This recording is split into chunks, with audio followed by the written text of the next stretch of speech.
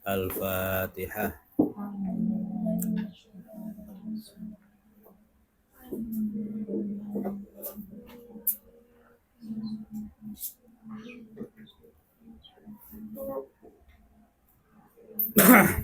Bismillahirrahmanirrahim. Alhamdulillahi rabbil alamin, nahmaduhu wa nasta'inu bihi wa nastahdihi wa nastaghfiruh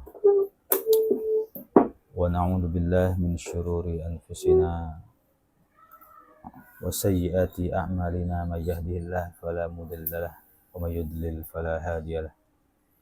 Asyhadu an la ilaha illallah wahdahu la syarika lahu wa asyhadu anna Muhammadan abduhu wa rasuluh la nabiyya ba'dah. Allahumma shalli wa sallim wa barik wa 'azzim wa akrim wa an'im ala sayyidina wa habibina wa syafi'ina wa karimina wa uswatina wa qudwatina wa qurrati a'yunina wa dhukhrina wa maulana Muhammadin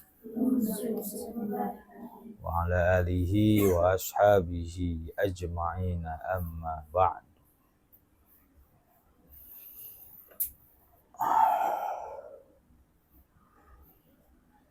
Sekarang mau nasihat dulu ya. Sengaja Abi itu memperbanyak nasihat untuk para santri.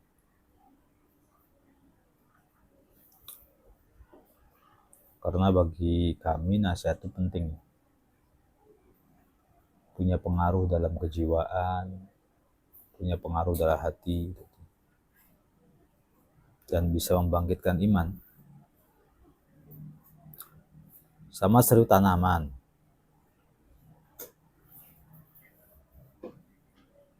Meskipun sering disiram, tapi sehari, 2 hari, 3 hari nggak dikasih air, itu nanti layu lagi. Artinya, kalau suatu kelak kita sudah berhenti mondok, kita punya suami atau punya istri, lalu kok nggak ngaji-ngaji, yang kita bahas adalah pekerjaan, uang, bisnis, usaha, ekonomi, finansial, ya lama-lama hati kita akan mati. Meskipun kadang-kadang orang yang mencari nafkah itu mengatasnamakan jihad. Kan rata-rata begitu. Untuk menutupi kerakusannya terhadap dunia itu, saya sedang jihad untuk menafkahi keluarga. Saya sedang jihad untuk muasyarah bil ma'ruf terhadap istri. Saya berjihad untuk menjadikan anak. Jihad, nafkah jihad. Bener, nggak salah. Tapi jangan sampai karena atas nama jihad itu, akhirnya pagi, siang, sore, malam kita nggak pernah mau dengerin nasihat. Nggak pernah mau ngaji. Bukan di YouTube, datang majelis taklim. Jadi ajak istri atau ajak suami ke majelis taklim, ikut pengajian. Seminggu sekali atau sebulan sekali, jangan sampai nggak sama sekali, rugi.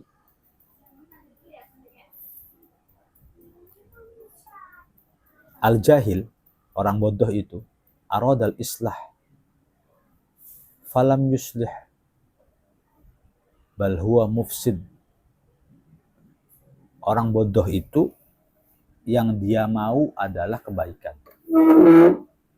tetapi justru yang dia dapatkan bukan kebaikan, justru dia merusak. Tuh. Al-jahil aradal islah falam yuslih bal huwa mufsid. Orang bodoh ya, itu maunya adalah kebaikan, perdamaian, macam-macam. Falam yuslih, tapi tidak mendapatkan kebaikan tersebut. Bal huwa mufsid, bahkan yang dia dapatkan adalah kerusakan. Contoh, Orang tua itu ingin anaknya soleh atau ingin anaknya rusak rata-rata? Cuman karena nggak tahu ilmunya, sehingga banyak orang tua yang salah dalam mendidik anak. Salah dalam menasehati anak. Salah dalam memberikan motivasi kepada anak. Salah dalam memberikan larangan dan perintah kepada anak. Karena lebih kepada muqallid. Apa kebalikan muqallid itu? Mutabasyir. Nah, muqallid itu ikut-ikutan. Ikut-ikutan tetangga, ikut sahabat, ikut kawan, ikut orang zaman dulu, ikut cara mendidik anak. Bahkan kalau bisa nih dalam mendidik anak itu memberikan nasihatnya pun harus berdasar. Jangan dengan hawa nafsu, jangan karena emosi. Karena itu punya dampak psikologi yang tidak baik terhadap anak-anak. Contoh ya, contoh. Kita ingin menasehati anak supaya anak itu sholat. Jika ingin berkah, maka kita pun harus tahu dalilnya sholat. Tapi kalau kita nggak tahu dalil sholat, asal perintah anak sholat karena ikut-ikutan, karena menganggap sholat itu hanya baik, tapi tidak mengerti sholat itu asasnya dari Al-Quran, hadis, wa aqimus sholat. Dalilnya tuh, awwalu ma yuhasabu bihil abdu as-sholat. Dalilnya lagi, as-sholatu imaduddin. Iya kan? Faman aqamaha faqad aqamaddin. Faman tarakaha faqad hadamaddin. Enak kalau kita punya dasar, punya ilmu. Sehingga begini runtutannya. Al-Quran di kepala kita. Kepala kita salur ke anak. Sehingga sanadnya anak itu dari kita langsung mempelajari Al-Quran. Ya pastinya dari guru-guru pasti. Tapi dasar kita jelas Quran.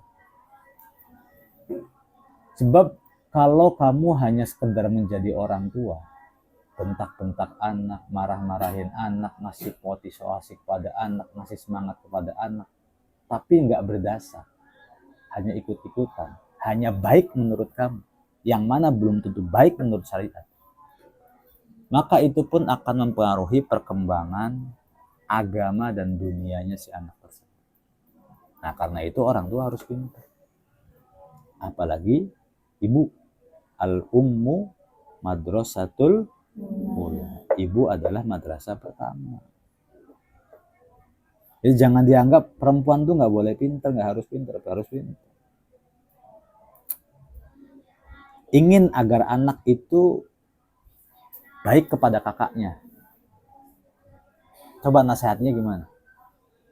Paling-paling kita hanya bisa memberikan nasihat kepada anak tuh gini. Nah, kakak kamu itu anak ibu juga, kamu harus hormat sama ibu. Ini itu kan biasanya. Saking ibunya pintar ngomong sih. Enak sih kalau pintar ngomong, tapi belum tentu benar. Kalaupun benar dan tepat, jika tidak berdasar, maka kurang ngeberkahin anak. Jika kita tahu dalilnya al-akhul akbar bimanzilatil ab. Tahu dalil itu. Tahu lagi dalil laisa minna may yahjuru akhahu thalathata ayyam. Al-akhlaqul karimah an tukrimu man akbaro minka wa tarhamu man asghara minka. Dalil semua isinya anak-anak. Kalau dalil, hadis, Quran, perkataan ulama, sehingga memberikan nasihat kepada anak pun berkah. Dan jika kamu tidak mampu demikian, titipkan anaknya kepada seorang ustadz. Ngerti kan? Daripada kepada seorang ustadz, kamunya aja yang pintar. Kalau hanya sekedar pengen menjadi orang tua, nasihatin anak. Semua orang tua juga bisa nasihatin anak. Dan wahai para orang tua, khususnya kamu calon orang tua, Jangan kepedean anak-anak itu nurut sama kamu. Bukan karena nasihatmu, tapi karena kamu menjamin kehidupan mereka, ngasih uang sama mereka, ngasih tempat tinggal sama mereka, ngasih HP sama mereka, memanjakan mereka. Sehingga kepatuhan anak kepadamu itu hanya karena ketakutan, bukan karena kecintaan. Tapi berbeda apabila yang ada dalam pikiran kita nih dalilus syar'i. Makanya mencari ilmu, khususnya ilmu agama, fardhatun ala kulli muslim. Gitu. Nasehatin anak supaya baik dan silaturahmi. Kita tahu dulu dalilnya. Man sarrahu, barang siapa yang suka, ayyun sya'alahu fi athari wa yusa'alahu fi rizki fal yasil rahimah. Kalau mau umurnya panjang, rizkinya luas, silaturahmi. Silah itu artinya begini, rahim itu artinya begini. Jadi pinternya kita tuh bukan hanya untuk umat, anak-anak. Yang pertama kali pinternya kita itu untuk istri, untuk suami, dan untuk anak-anak kita. Itu loh pikiran kita. Supaya anak-anak kita itu bisa benar karena tuntunan orang tua yang benar. Nah, orang tua yang benar itu bukan orang tua yang pinter nasihati. Awas, kamu jangan sampai berpikiran ke orang tua kamu. Tapi bukan nasihatin orang tua, nasihatin kamu yang menjadi calon orang. Ini kamu pikirannya orang tua saya, orang tua. Enggak. Tapi tetap menuntun kamu agar kamu tetap berbakti sama orang tua. Ini persoalannya kalau kamu kelak menjadi orang tua. Dalil syar'inya atau makalah ulama itu dipakai semua. Berlandasan semua gitu loh. Tidak ngomong ngawur, tidak ngomong asumsi, tidak ngomong persepsi, tidak ngomong apa kata dia, tidak ngomong. Sebab seseorang yang biasa berbicara tanpa ada landasan, maka apapun dia bisa bicara. Laulal isnad, apal enggak? Laqala, laulal isnad, laqala man sya'a ma sya'a. Jika tidak ada sanad, maka setiap orang akan berbicara semaunya. Mungkin di hari Senin kamu nasihatin anak benar, tepat dengan hadis dan sunnah. Tapi di hari Selasa lagi jengkel, ngomongnya beda. Atau kamu berbicara sesuatu yang sebenarnya nggak perlu kamu nasihatin kepada anak-anak. Pelajaran begini panjang anak-anak. Sehingga mencari ilmu tentang akhlak itu nggak sebentar. Mencari ilmu tentang akhlak itu harus lama. Nah, kelak nanti kamu punya anak. Kan ada keinginan kamu mondokin anak. Ini pesan Abi nih sama kamu nih. Yang kelak nanti akan punya anak. Jika ada keinginan kamu memesantrenkan anak, menitipkan anaknya ngaji kepada seorang ustaz, maka belajar adab dulu yang lama. Jangan sampai akhlak kita, adab kita, karakter kita, apalagi sampai menyakiti hati guru daripada anak kita itu, membuat ilmu anak kita nggak manfaat dan nggak berkah. Arti ya. Dan kebanyakan ternyata anak menjadi nakal, lulus pondok, anak jadi nggak karuan. Salah satu faktor terbesarnya adalah pengaruh dari sifat dan sikapnya orang tua. Mau belajar mobil nyetir, mau belajar nyetir, belajar dulu kan. Mau belajar haji, manasik dulu. Mau nikah berarti belajar pernikahan dulu. Mau punya suami, mau punya istri, belajar pernikahan dulu. Mau mondokin anak, nitipin anaknya ke pesantren atau nitipin anaknya ke PAUD sekalipun, nitipin anaknya ke guru ngaji, habis maghrib, itu kamu harus belajar dulu. Terutama pelajari kitab Ta'limul Muta'allim atau Adabus Sulukil Murid sampai hatam. Sikapnya harus bagaimana, akhlaknya harus bagaimana. Bagaimana berhadapan dengan guru anak kita, meskipun muda, meskipun miskin misalnya. Bagaimana caranya agar anak itu ilmunya manfaat, berkembang menjadi ilmunya berkah. Yang mana Abu udah sampaikan kalau innal barokata tuyassirul juhuda wal mawahib. Keberkahan itu akan mempermudah al-juhud, usaha-usaha kita. Dilalahnya kita usaha apa aja dibikin mudah sama Allah. Wal mawahib, dan keberkahan itu akan mempermudah bakat. Jadi kita punya bakat tuh diterima banyak orang gitu. Ngerti kan? Ya banyak lah, Abu udah sampaikan beberapa dalil-dalil. Kalau kita tidak mempelajari dulu, lalu kita kurang adab, ini serius akan berdampak besar pada akhlak, psikologi, karakter, dan masa depan anak. Imam Hakim itu mengatakan, idza dhahabta, kamu cek di kitab Ta'limul Muta'allim, idza dhahabta ila Bukhara fala ta'ajjal fil ikhtilafi ilal a'immah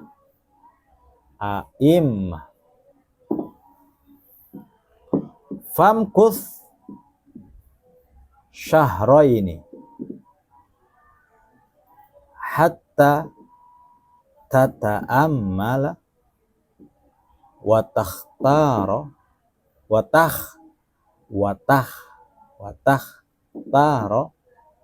ustadzan. Nah, rata-rata wali santri ketika mondokin anaknya karena apa? Karena brosur, karena kata teman, karena kata tetangga, karena marofik, ikut-ikutan orang lain, karena lihat gedungnya, lihat programnya. Salah. Dan nanti habis sebutkan. Tapi ini persoalan tentang ketika kita mau menitipkan anak kita atau kita sendiri mau mondok. Maka famkul syaraini hatta tata'ammala wa takhtara ustadza. Fa innaka in dhahabta ila alimin, agak panjang ya, ila alimin fa bada'ta bisabqi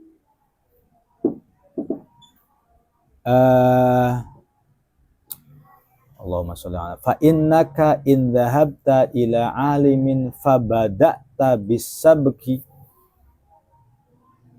thumma la yu'jibuka dar suhu fatat rukahu fatadhabu ila akhar fala yubarak lak.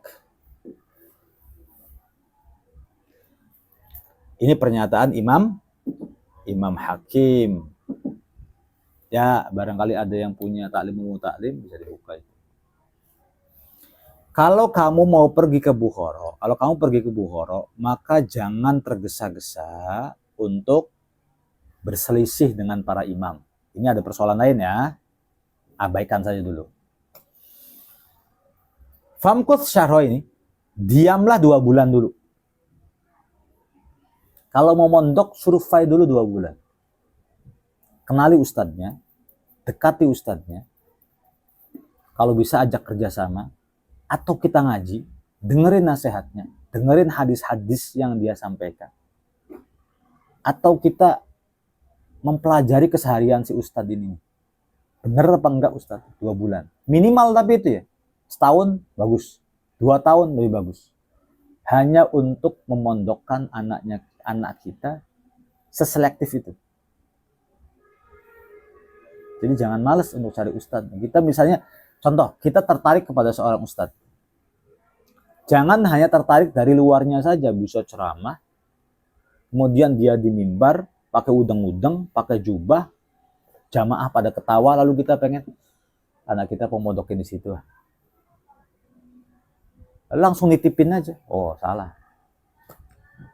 Kita dekati dulu ustadz itu minimal 2 bulan. Bukan berarti perempuan ke laki-laki. Ayahnya jangan malas. Suami kamu jangan malas. Dekati dulu, ngaji privat, tahu kesehariannya.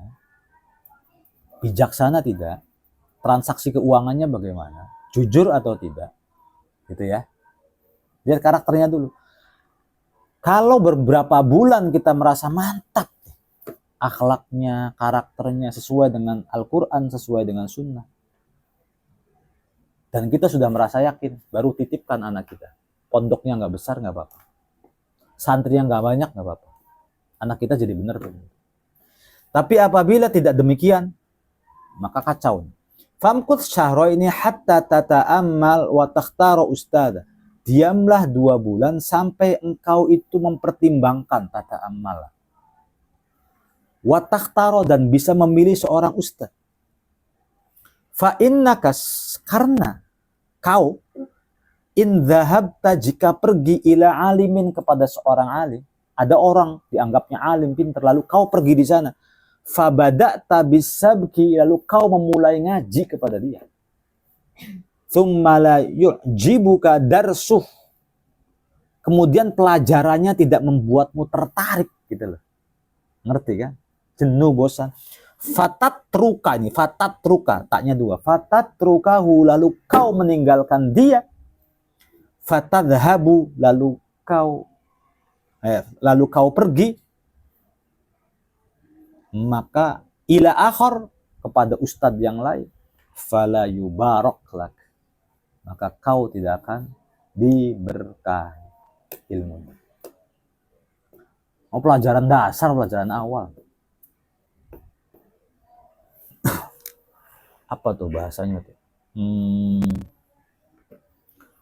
Fata'ammal.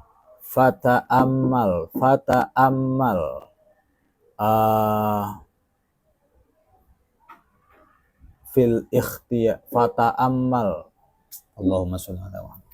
Coba ada kitab taklim enggak? Di situ ada kitab taklim, bukannya?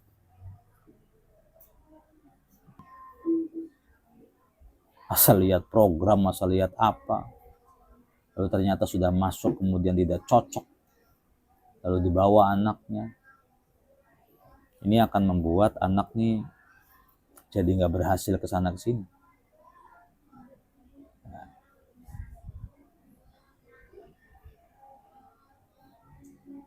Jangan sampai membuat orang tua yang mana'a al-walada minan numuwi wat ta'allum, mencegah anaknya dari berkembang dan belajar.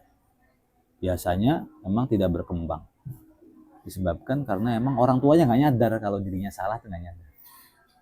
Kenapa dia nggak nyadar? Karena dia nggak belajar. Kenapa dia nggak belajar? Males, terlalu duniawi.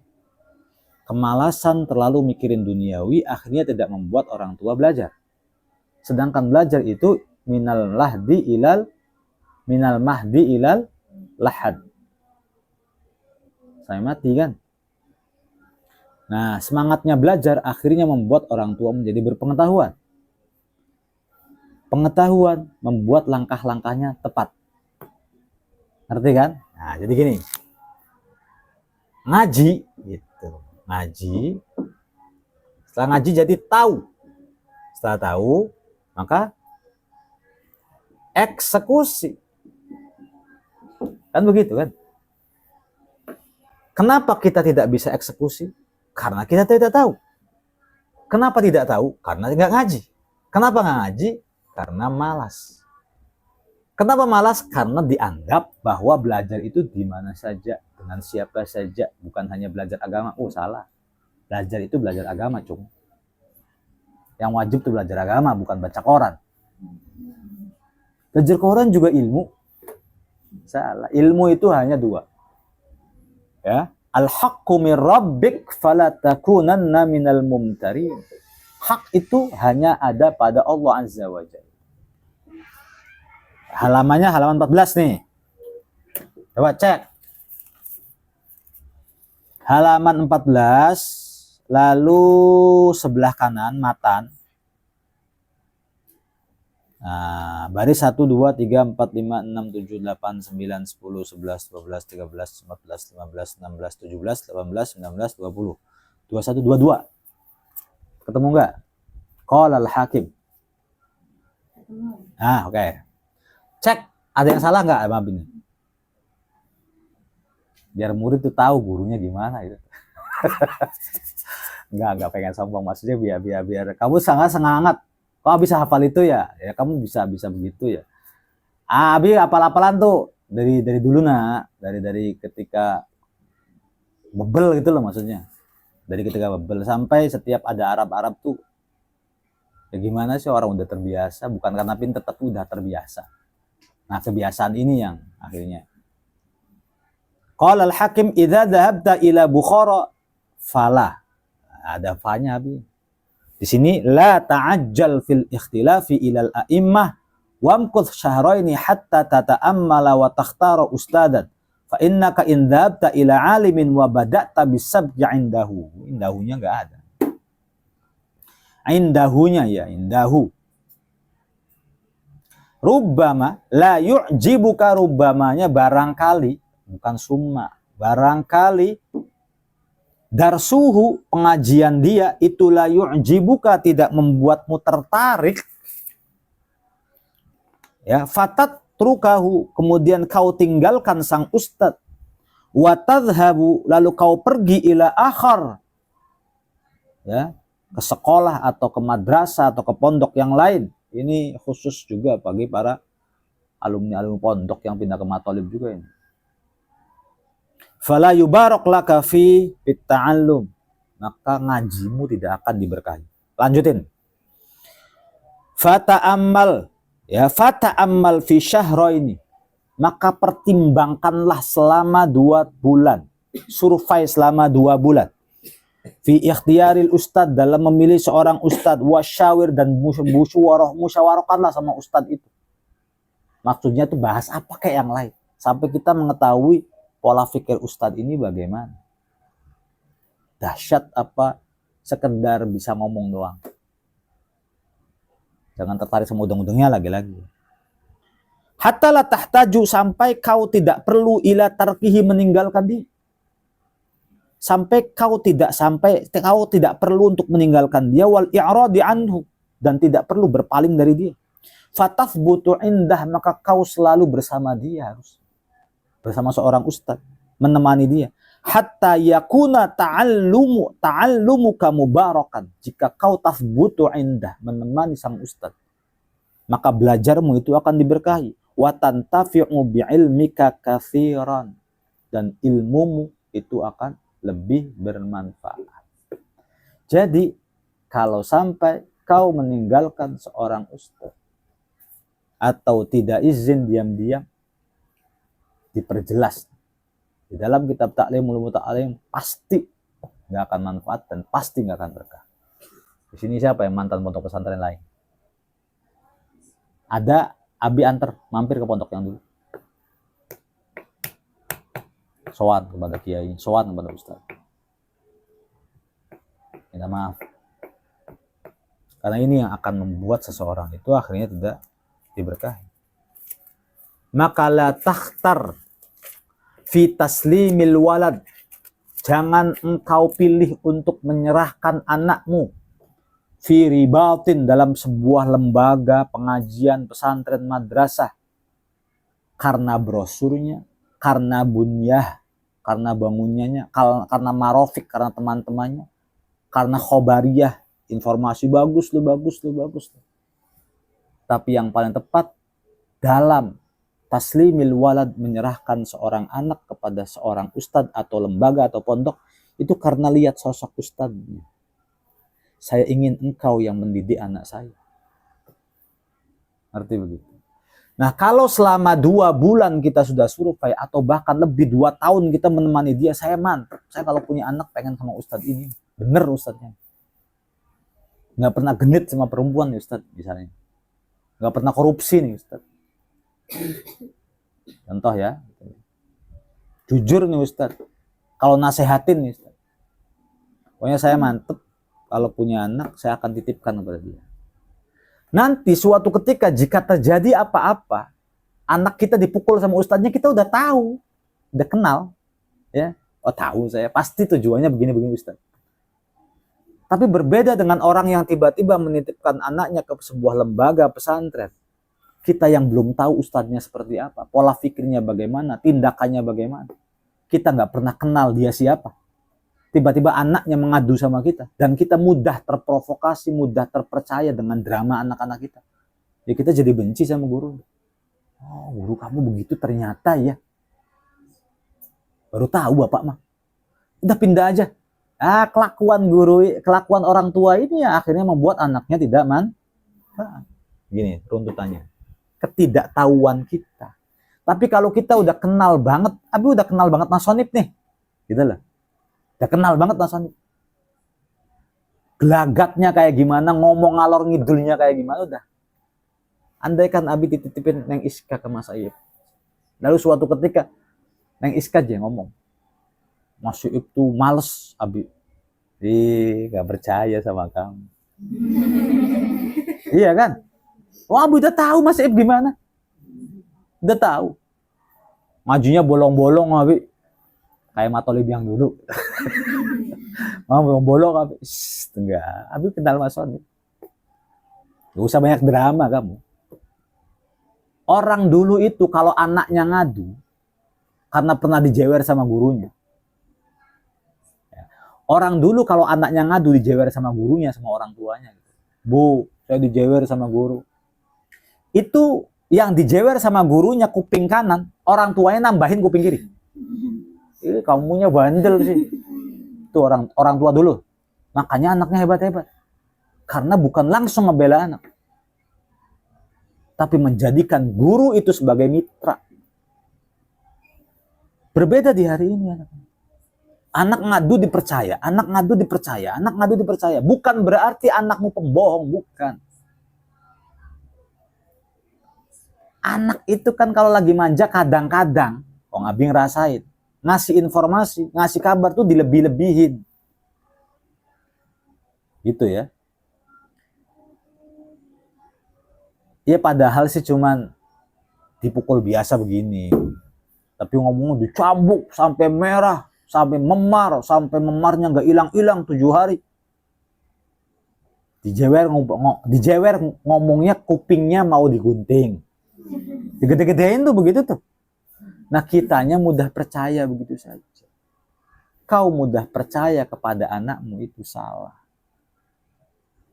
Orang tua yang biasa percaya kepada anaknya adalah orang tua yang biasa membangga-banggakan prestasinya anak. Dan tahu pelajaran kemarin?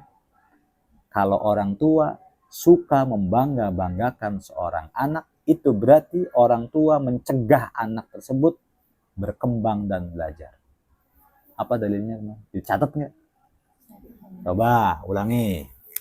Man aktsarul fakhra biwaladihi mana'ahu minan numuwi wat ta'allum. Barang siapa yang sering membangga-banggakan anaknya, berarti dia telah menghalangi anaknya untuk berkembang dan belajar. Jadi kalau anak kita punya kelebihan, rajin, eksis, pinter, hafalannya hebat, diam. Jadikan itu sebuah rahasia antara engkau, istrimu, suaminya, dan Allah. Gak usah kau sumbar ke tetangga-tetangga. Sebab itu akan menjadi ain. Dan suatu ketika, kau tidak akan pernah menduga anakmu yang dulunya rajin tiba-tiba menjadi seorang pemalas. Kau tidak akan pernah menduga dan tidak pernah menyangka anakmu yang tadinya baik kemudian tiba-tiba menjadi berandalan. Wala'iyadzubillah, bukan mendoakan. Kau tidak akan pernah menduga anakmu yang S1, yang sarjana, yang yahfadzu ayatan minal Quran, beberapa ayat dari Al-Quran, tiba-tiba menjadi seorang pengangguran dan gak pernah apa-apa. Kenapa? Karena orang tuanya salah. Membangga-banggakan anak.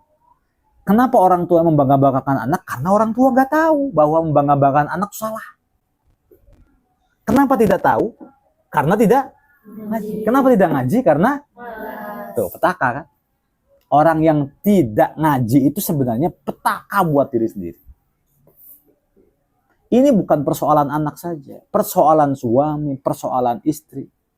Tips untuk hidup kaya aja pada nggak tahu. Malah dia menyelisihi jalannya. Ke pasar subuh-subuh, pagi-pagi, bekerja keras, cari uang, pontang-panting pagi, siang, sore, malam.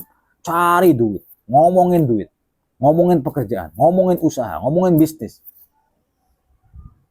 Itu cara kamu untuk jadi kaya? Salah. Justru itu adalah cara kamu menjadi miskin dan fakir. Tapi kita nggak tahu gimana sih caranya. Kan tips dari baginda Nabi Shallallahu Alaihi Wasallam, man kanat himmatuhul akhir jama'allahu syamlah wa ja'ala ghinahu fi qalbih. Terus wa atat nih, ini yang menarik, wa atat hud dunya raghimatan. Ini penting nih. Barang siapa yang selalu mikirin akhirat, himmahnya, pikirannya itu adalah akhirat. Pesangon saya bagaimana? Kain kafan saya sudah dijahit atau belum? Tanya. Nanti di padang mahsyar saya bagaimana? Hisabnya bagaimana? Barang siapa yang demikian nih, orang-orang ada orang begini, enggak mikirin karir, enggak mikirin begini, maka jama'allahu syamlah, Allah akan kumpulkan semua sifat-sifat baik yang ada pada diri dia. Hampir kesempurnaan nyampe pada orang ini. Nanti tuh pinter agama, pinter umum juga, pinter politik juga kau. Pinter segala-galanya tuh jama'allahu syamlah. Wa ja'ala ghinahu fi qalbih, Allah akan menjadikan kekayaan itu ada pada hatinya, legowoan, tenang, sabar, dalam keadaan apapun pun nggak gelisah. Yang hebat lagi, wa atathud dunya raghimatan, dunia akan mendatangi dia dengan menunduk-nunduk dan mohon-mohon. Dunia yang mohon-mohon, terima saya dong di sakumu, terima saya dong. Ini ada orderan ini diterima enggak? Ini ada ini enggak terima enggak? Kamu ya tenang ya, malas ya beli kiyang ya apa. Tapi sebaliknya, wa man kanat himmatuhu dunya farraqallahu amrah wa ja'ala faqrahu baina 'ainaihi wa lam ya'tihi dunya illa ma kutibalah. Nah, cari sendirilah gitu. Tapi insyaallah Abi enggak kalau hadis enggak berani salah-salah. Barang siapa yang pikirannya dunia, karir, maka farraqallahu amrah, Allah jadikan segala urusannya semuanya berantakan. Tafrik. Wa ja'ala faqrahu 'ainaihi. Dia sedang menghadapi kefakiran di depan matanya. Dan dia khawatir terhadap kefakirannya dia. Walam ya'tihi dunya illa ma kutiba lahu, dunya tidak akan mendatangi dia kecuali sesuai dengan takdir, illa ma kutiba lah, sesuai yang dituliskan dalam Lauh Mahfuz. Dunia, prinsip santri itu begitu anak-anak, sebenarnya begitu. Tapi kadang-kadang santri diajak logika begini nggak mau. Maunya dipasih logika begini ya sudah. Tapi kadang-kadang nurutin, kamu mau yang gitu sok, ini mau gitu. Daripada nggak ngaji, daripada bubar mondoknya, daripada nggak ngaji lagi, maunya begini, yes, turuti aja. Yang penting kamu masih mau ngaji, masih mau mondok, jangan sampai ilmunya nggak manfaat, ilmunya nggak berkah. Pengen komputer. Padahal, ini anak-anak, andaikan pikiranmu itu akhirat, maka jama'allahu syamlah, komputer belakangan, Inggris belakangan, IPS belakangan, politik belakangan. Allah akan kumpulkan kesempurnaan itu akan jadi satu dalam diri kamu. Di dalam diri seseorang yang memang pikirannya adalah akhirat. Apa aja dalam bidang apa aja. Bisa gitu loh maksudnya.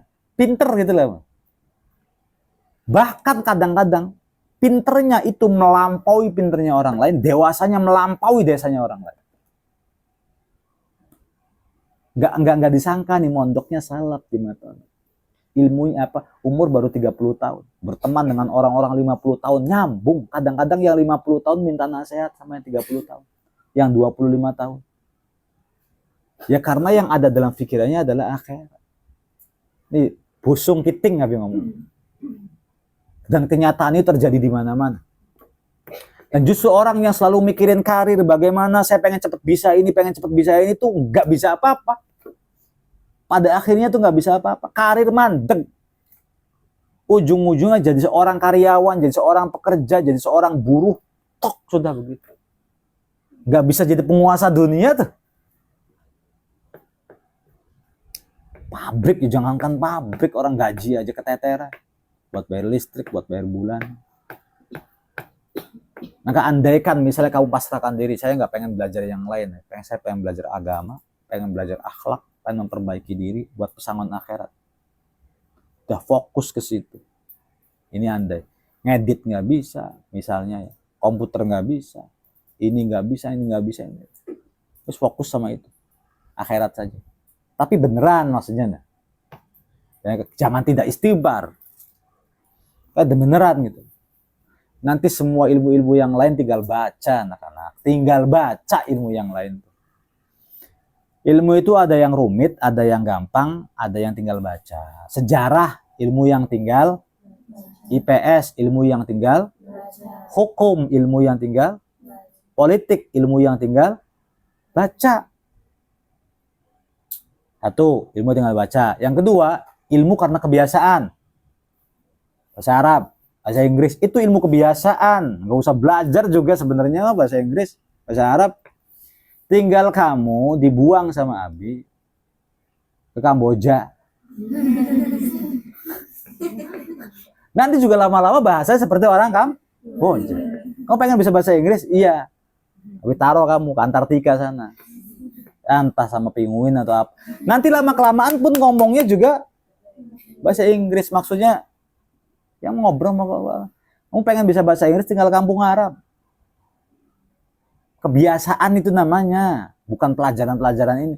Ada yang pelajaran rumit. Fisika, matematika, nahwu, shorof, i'lal.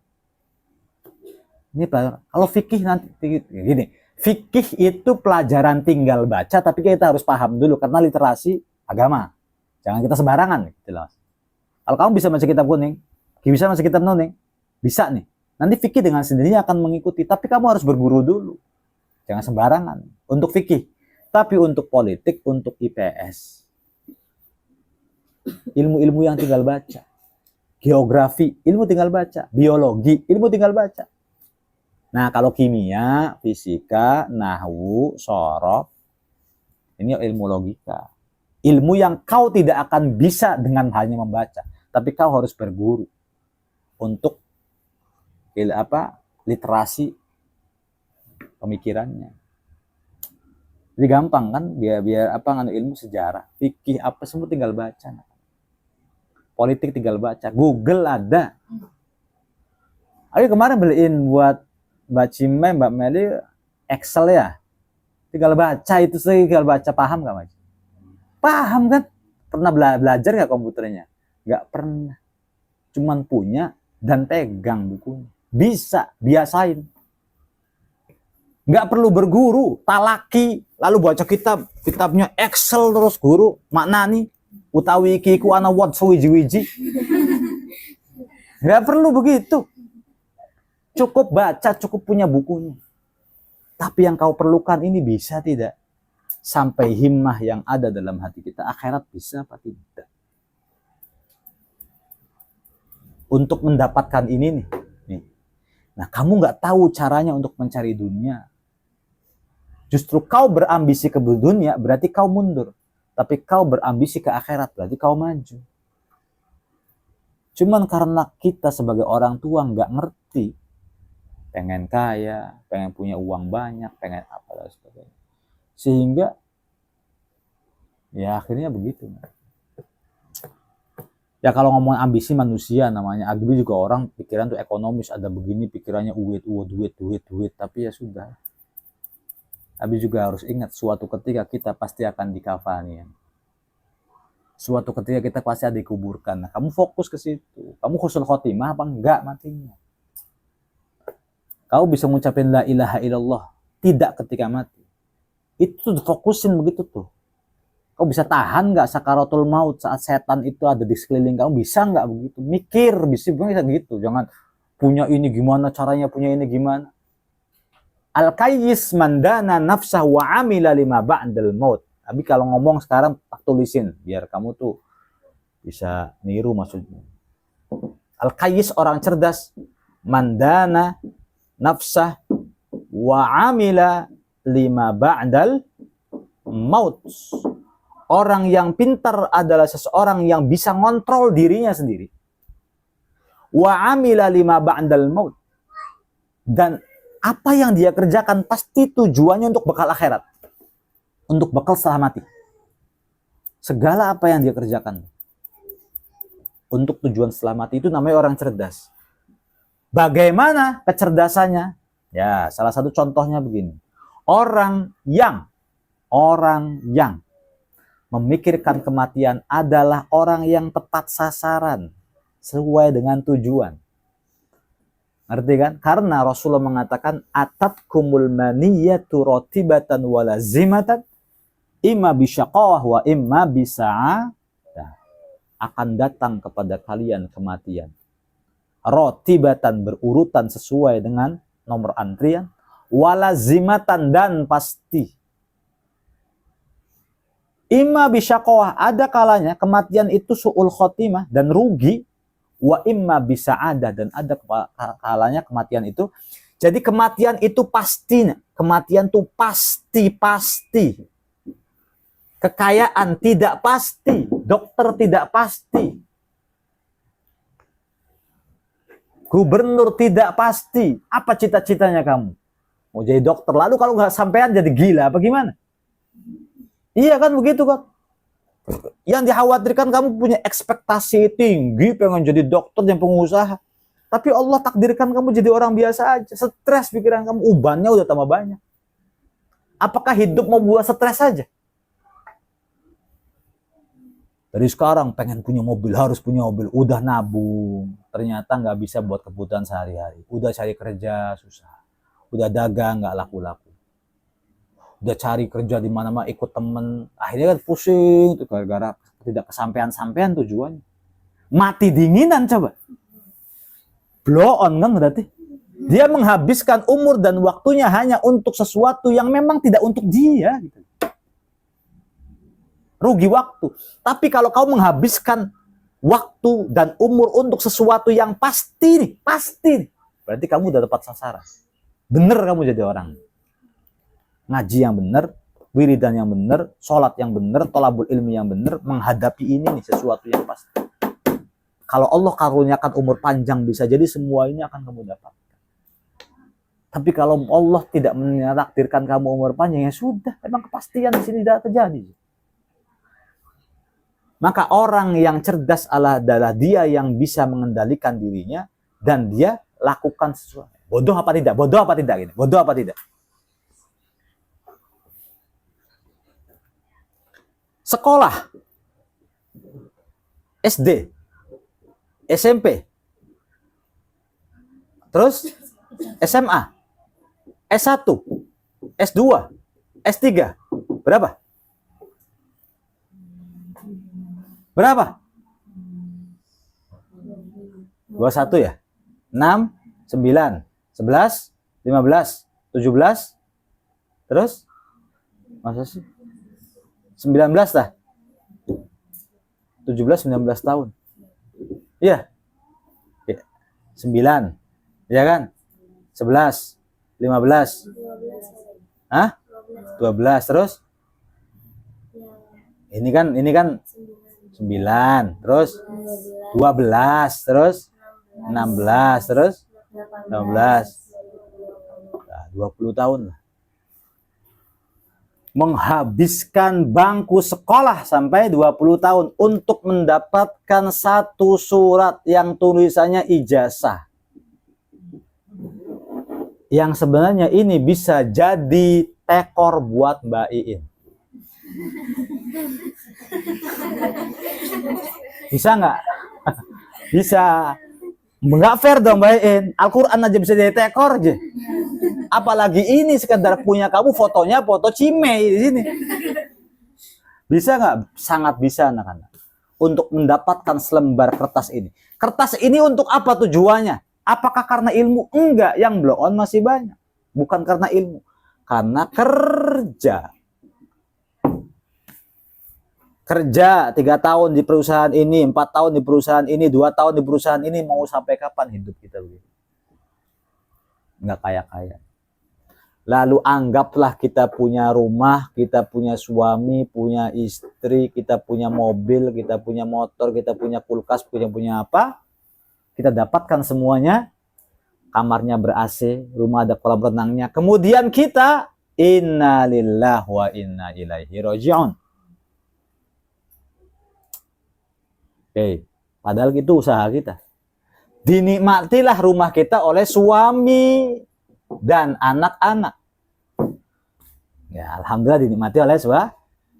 Ini usaha kita, ini bukan usaha suami. Kita sampai S1, sampai S2. Sampai punya gelar doktor, S3, sampai kerja apa, kita niti karir untuk punya ini, lalu kita nikah dengan seorang laki-laki, kitanya mati duluan.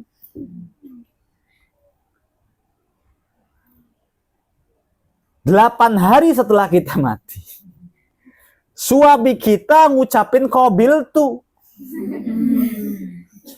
sama perempuan. Ngerti kan? Maka perempuan ini masuk ke dalam rumah yang pernah kita bangun, nikmati semua fasilitas kita, bahkan kebersamaan dengan suami kita. Lah kitanya lagi digrogoti sama belatung. Perasaan kita bodoh apa pinter sebenarnya? Bodoh apa pinter? Sudahlah kita digrogoti belatung, neraka bisa. Ngerti kan? Iya, makanya orang yang cerdas, kayis itu orang yang mikirin ini. Yang amila lima ba'dal maut. Cerdas namanya. Saya cari ilmu, pinter biar buat ngamalin ini.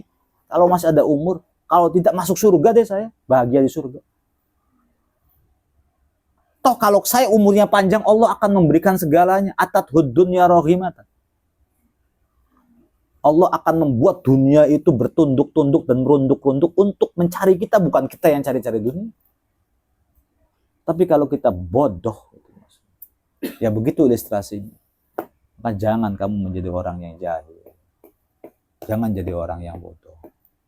Ya, jadi harus rajin ngaji nih, nah, supaya kamu dapat siraman begini terus. Kalau suatu ketika Abi bilang keluar dari pondok, ada Buya Yahya ikut ngaji, ada Habib Mikdad ikut ngaji. Karena ngaji itu akhirnya menjadi tahu, dengan tahu akhirnya menjadi eksekusi. Ya harus begini, gini. Masa makan sambil ngobrol nggak boleh? Sekolahnya sampai apa kamu? Makan tuh sambil ngobrol. Makan jangan ngobrol. Kata siapa kamu? Kata siapa? Kata siapa begini? Pasti nggak tahu, kata kejahilan kamu kan. Ada lagi yang bilang lagi wudhu ngomong batal wudhunya. Ayo kata siapa lagi? Kata siapa lagi? Karena bodoh itu loh. Karena bodoh tuh melarang sesuatu yang tidak harusnya dilarang, menyuruh sesuatu yang harusnya tidak disuruh. Jadi kayak balik tuh pikiran tuh nggak tahu balik tuh kayak. Menganggap sesuatu yang penting tidak penting, menganggap sesuatu yang tidak penting jadi penting. Itu orang nggak ngaji nih. Jadi kayak pikiran tuh kebalik tuh, kepala di kaki, kaki di kepala. Ngaji kan penting, tapi mereka menganggapnya nggak penting. Wah ngaji gitu-gitu aja, paling sholat, rukun sholat, abatasa. Kalau udah hatam abatasa, mau ngapain lagi? Bahlul. Ngapain lagi? Nggak taunya ini anak-anak lagi berusaha, nahwunya, sorobnya. Pikiran mereka itu yang namanya ngaji itu adalah abatasa. Kalau sudah hataman Quran, berarti mereka sudah menjadi ahli syurga. Pikiran mereka tuh begitu. Seakan-akan sudah tidak perlu lagi yang namanya cari ilmu agama. Udah, kau tuh sudah hatam. Sekarang tinggal sekolah yang benar, yang tinggi, apa dan sebagainya. Ini pikiran karena orang tuanya nggak ngaji. Nah, orang tua yang malas ngaji, ketidaktahuan ini yang akhirnya menjadikan eksekusi segala salah. Kamu jangan sampai langkah-langkah kamu salah disebabkan karena tidak tahu. Tidak tahu karena kurangnya ngaji. Dia ngaji karena malas. Dirajinin yang rajin. Habis itu gelisah kalau ada anak nggak yang ngaji tuh gelisah. Rajin nggak sih dia? Rajin nggak sih dia? Gimana semangatnya anak-anak ngaji ya? Ini ngajinya tuh semangat. Nah, kalau ngajinya semangat tuh jadi benar. Sama istri juga. Tapi kalau kau berilmu, ngerti berilmu, kamu pengen nikah sama suami misalnya, bisa kan bilang sama suami, saya mau nikah dengan panjenengan mas, tapi syaratnya jangan dipoligami. Kalau dipoligami jatuh cerai sampean ke saya. Baik di depan atau di belakang saya, gimana? Siap, ya udah saya nikah. Terus saya mau nikah sama kamu tapi gajinya 10 juta mas per bulan, gimana? Kamu ngomong gitu boleh kalau cantik, ngerti gak? Kalau cantik boleh oh gitu. Tapi lah kalau screen care-nya kurang jangan, paham ya? Kalau screen care-nya itu masih seperti terigu apa jangan. Udah ngomong, wis yang penting nikah, dikasih uang sama suami, alhamdulillah. Saya mau nikah sama panjenengan, tapi asal syaratnya jangan serumah sama mertua. Syaratnya banyak banget, iya harus begitu. Jangan tinggal sama mertua, di mana aja saya terima. Uang yang penting saya bisa makan, jangan dipoligami. 3 syarat ini harus kau lakukan. Kalau tidak, jatuh talakmu kepada saya. Sehingga suami gak macam-macam. Nah, kenapa sekarang banyak suami yang ternyata diam-diam selingkuh? Apa? Karena istrinya pada gak ngerti. Ketidakngertian itu mencelakakan dia sendiri. Ngerti kan? Jadi segitu pentingnya tuh ilmu pengetahuan. Enggak, jangan pernah yang namanya tinggal nasihat, tinggal pengalaman, cari lagi pengalaman, cari lagi ilmu, cari sampai wawasan kamu luas, sampai orang-orang tuh kamu ngelihat tingkahnya manusia tuh lucu gitu loh maksudnya. Ya kalau kamu udah pinter lihat tingkahnya orang-orang tuh lucu, pengen ketawa hatinya tuh. Kian mengkanan. Mereka itu seperti zombie yang lewat, yang melakukan segala sesuatu tanpa pengetahuan. Wala taqfu ma laysa laka bihi ilm. Mereka tidak melakukan sesuatu karena ilmu. Mengkanan. Cara ngobrolnya mengkanan. Jadi lucu-lucu. Ya sampai sekarang Abi pun masih mencari ilmu. Masa kamunya enggak gitu maksudnya. Masa orang alumni Matalib yang kemarin udah enggak nyari ilmu. Ya nyari ilmu pabrik, banyak apa-apaan orang.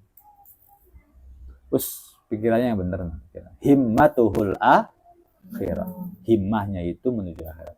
Begitu juga mendidik anak. Kenapa anaknya pada nggak manfaat ilmunya? Anaknya nggak pada berkah ilmunya. Karena orang tuanya nggak tahu cara nitipin anak kepada guru. Nggak tahu. Maka harusnya ketika menitipkan anaknya ke pondok, ke majelis taklim, ke sebuah lembaga, ke ribat, ini orang tua wajib untuk belajar taklimul muta'alim sampai hatam. Sampai hatam. Kalau bisa tambah adabus sulukil murid sampai hatam. Kalau bisa taisirul kholak sampai hatam. Baru setelah itu nitipkan anaknya kiai. Kalau masih suka kritik kepada pengurus, ngerendahin pengurus, meremehkan pengurus, chat nggak sopan sama pengurus, itu adalah sesuatu tindakan yang membuat anak Anda menjadi nggak jadi apa-apa. Nggak beres. Akhlaknya nggak baik. Pengaruh orang tua. Dan orang tua nggak tahu kalau itu punya pengaruh, nggak tahu. Dikiranya ketika marahin pengurus, ketika kritik pengurus, ketika tidak sopan pengurus tuh nggak akan terjadi apa-apa sama anak saya. Oh enggak, besar itu terjadi. La tughdib muallimak. Jangan pernah engkau membuat gurumu itu marah. Fa innahu yu'athiru, karena hal itu berbekas pada fi ta'allum, berbekas pada keilmuan dia dan manfaatnya ilmu dia. Guru apapun itu. Tapi wabil khusus guru agama yang ngajarin akhlak. Kalau guru umum itu sama dengan dalil, namanya ad-dalu 'alal khairi misla ajri. Ad-dalu 'alal khairi mislu ajri fa'ilihi. Guru umum itu ad-dal namanya, bukan mualim, sang penunjuk. Arti ya? Sama aja kayak Abi nanya sama Cime misalnya. Cime kalau Plumbon di mana? Itu Abi Plumbon di sana.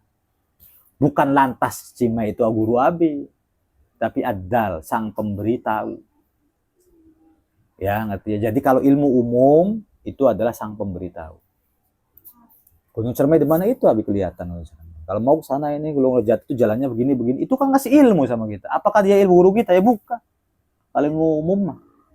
Tapi ilmu agama yang nasehatin kita, yang membuat kita menjadi merenung, yang membuat kita menjadi meresapi, yang membuat akhlak kita menjadi berubah, ini guru kita beneran. Yang membuat perubahan besar ada pada diri kita. Nih bro, namanya ilmu. Nah, la tughdib muallimah. Jangan pernah bikin marah dia. Atau dia bukan guru kita, tapi guru anak kita. Jangan pernah juga kita sebagai orang tuanya bikin benci pengurus atau bikin benci guru kepada kita. Karena itu punya pengaruh yang punya dampak buruk kepada anak-anak. Wallahu a'lam.